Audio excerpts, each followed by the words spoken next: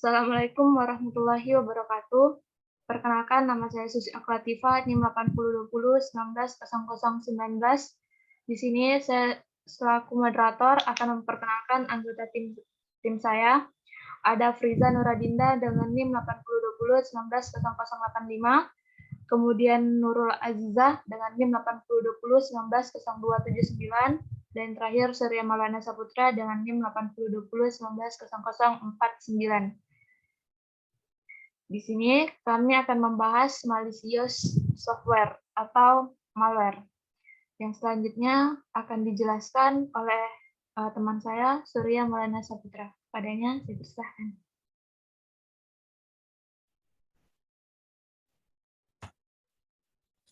Yang pertama yaitu latar belakang.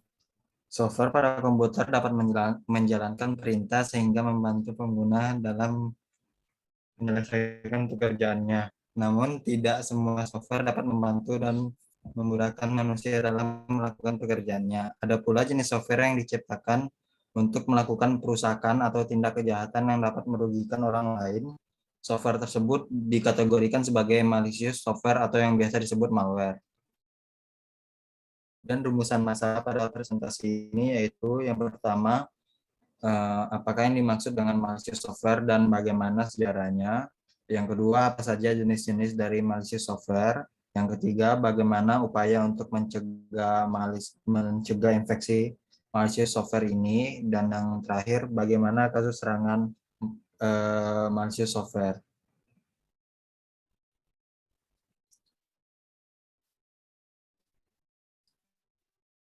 Dan tujuan dari presentasi ini ya, yang pertama yaitu dapat memahami konsep malicious software.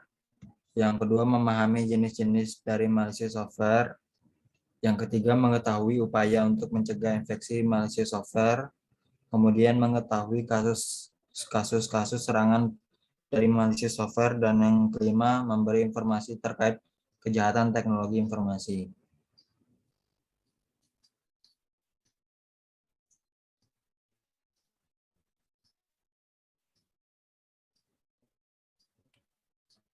Malware. Malware merupakan kependekan dari malicious software. Merupakan perangkat lunak yang secara eksplisit didesain untuk melakukan aktivitas berbahaya. Definisi ini mencakup semua program yang dapat merugikan atau membahayakan data dan sistem operasi seperti virus, bom, trojan, spyware, dan yang sejenisnya. Dapat disimpulkan bahwa malware merupakan suatu software yang dibuat untuk tujuan tertentu dengan mencari celah keamanan sistem.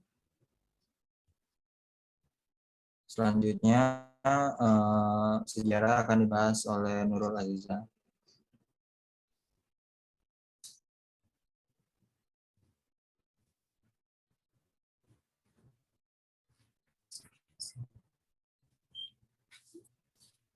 Kemudian sejarah malware yang pertama yaitu pada tahun 1949, teori tentang program yang dapat menggandakan dirinya sendiri sudah ada sejak tahun 1949, yaitu sebuah artikel berjudul Theory of Self-Reproducing Automata yang ditulis oleh John von Neumann. Kemudian pada tahun 1959, virus Core Wars yang dibuat oleh Victor Vysotsky, H. Douglas McElroy, dan Robert P. Morris di Bell Laboratorium mereka.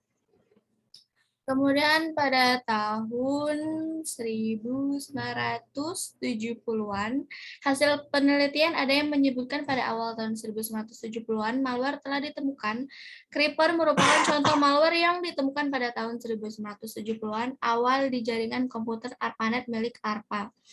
Virus Rabbit dan tahun 1971, Creeper malware jenis worm pertama kali ditemukan di jaringan milik ARPANET.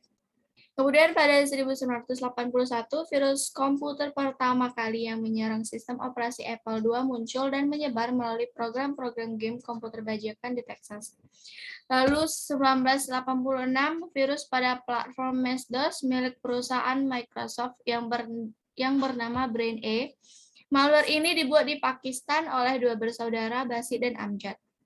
Pada 1987, virus yang mampu menginfeksi dua jenis file .com dan .x ditemukan di Universitas Hebrew Israel. Virus ini bernama Yerusalem dan masih memiliki kesalahan atau bug yang menyebabkan virus menginfeksi ulang file yang telah terinfeksi sebelumnya. Lalu pada tahun 1989, virus dari Bulgaria bernama Dark Avenger dibuat oleh seseorang yang mengaku dirinya Dark Avenger. Virus ini merupakan jenis virus yang menyerang antivirus. Dan pada tahun 1991, virus Indonesia pertama kali ditemukan. Virus ini bernama Denzuko dan terdapat dua varian.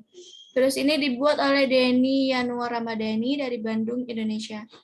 Kemudian pada 1992, virus boot sektor dengan nama Michelangelo berhasil menginfeksi lebih dari 5 juta komputer di seluruh dunia. Pada tahun ini pula VCL atau Virus Creation Laboratory pertama kali tercipta. Pada 1994, virus dengan nama pathogen muncul di Inggris. Virus ini memiliki kemampuan polimorfik dibuat oleh seseorang yang mengaku bernama Black Baron. Sang pembuat berhasil tertangkap dan dipenjara. Kemudian pada 1957 terdapat kurang lebih 12.000 virus baru tercipta dan tersebar di seluruh dunia. Kemudian di tahun 1998 virus bernama Strange Brew membuktikan akan virus yang mampu menginfeksi file Java.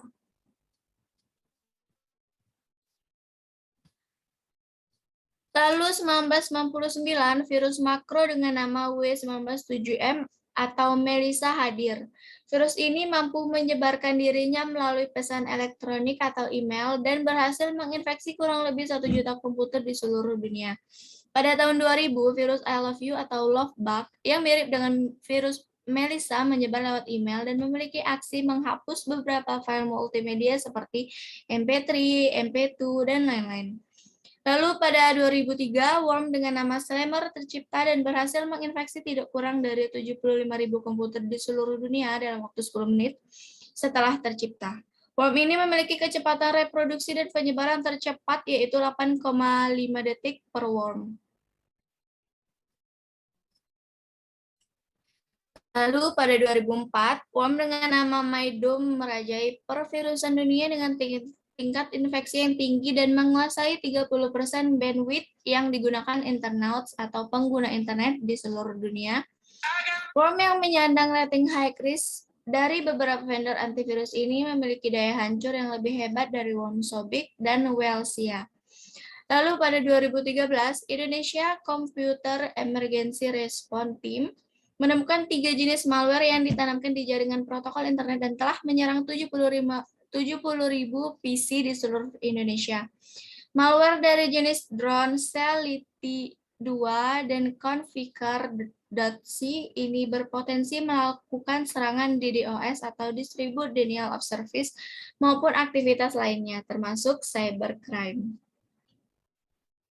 Penjelasan selanjutnya akan dilanjutkan oleh teman saya, Afriza Nuradinda. Adanya, saya persilahkan.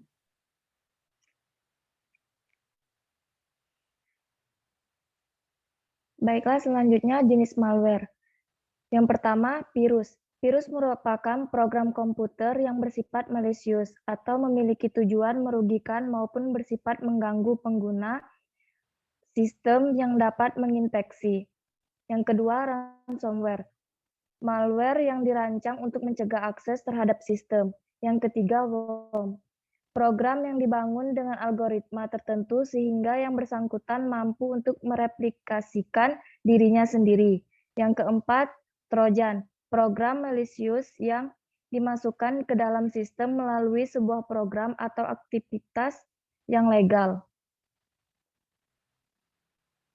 Yang kelima, spyware. Program yang diinstal secara diam-diam di komputer pribadi untuk menangkap atau mengambil informasi tentang interaksi pengguna dengan komputer tanpa pengetahuan pengguna atau pemilik komputer.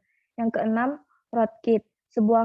Suatu kode yang didesain untuk menyembunyikan keberadaan kode lainnya. Rootkit dipasang oleh penyerang bersama malware lainnya untuk dapat mengakses jarak jauh serta membuat kode sulit terdeteksi oleh korban.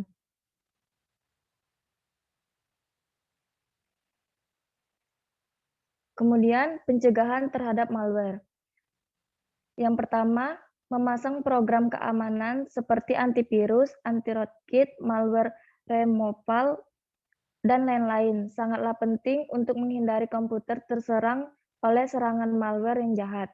Yang kedua, melakukan update atau proses memperbaharui program keamanan yang dimiliki. Karena jika tidak, maka program keamanan tidak akan bekerja secara maksimal. Yang ketiga, jika sistem operasi berlisensi resmi, dalam kata lain asli, maka disarankan untuk melakukan update terhadap sistem operasi. Yang keempat, biasakan untuk melakukan scan atau pemindahan komputer secara rutin. Ditakutkan ada malware yang berhasil menembus program antivirus dan masuk ke dalam sistem komputer Anda secara tidak diketahui. Yang kelima, tidak sembarang menyolokkan flash disk karena salah satu media penyebaran paling ampuh malware atau virus saat ini adalah flash disk. Yang keenam, mematikan fitur auto run pada Windows dikarenakan kebanyakan malware saat ini memanfaatkan fitur ini untuk mengeksekusi dirinya secara otomatis. Yang ketujuh, tidak menggunakan program yang tidak dikenal, terutama program-program tidak resmi atau ilegal. Yang kedelapan, menggunakan program yang berlisensi resmi atau asli, karena jika menggunakan program bajakan, kemungkinan program tersebut sudah disusupi oleh malware. Yang kesembilan, internet merupakan ladang berbagai macam malware yang menjadi ancaman. Selanjutnya ada contoh kasus pada malware. Yang pertama,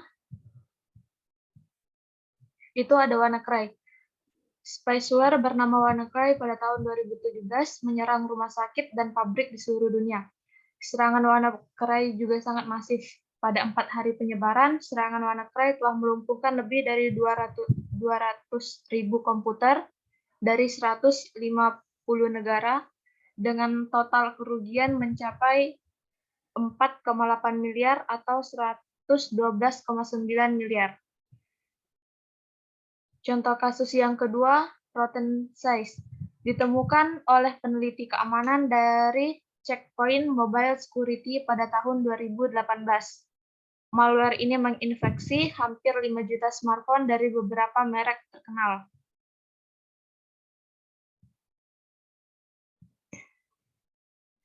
Yang ketiga ada Stuxnet. Kasus serangan malware Stuxnet terjadi pada tahun 2010. Malware ini menyerang sistem industri yang menggunakan perangkat lunak dari Siemens dan sistem operasi Microsoft Windows. Stuxnet mampu menyerang malware melalui perangkat USB. Itu adalah contoh-contoh dari serangan kasus malware.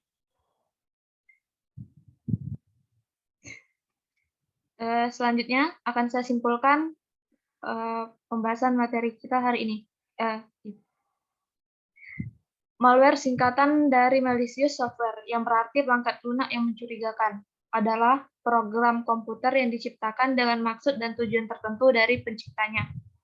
Jenis-jenis malware ada beberapa, yaitu virus, worm, spyware, trojan, backdoor, dan lainnya. Di mana dari sekian malware ini mempunyai cara dan akibat tersendiri dari komputer yang terinfeksi. Di antaranya sangat berbahaya, namun juga yang hanya sebatas mengganggu user. Dari sekian banyak malware, ada beberapa cara untuk mengantisipasi komputer dari infeksi malware. Di antaranya memperbaharui sistem, menginstal software pelindung, dan selalu hati-hati mengakses file. Sekian dari kami, semoga bermanfaat. Assalamualaikum warahmatullahi wabarakatuh.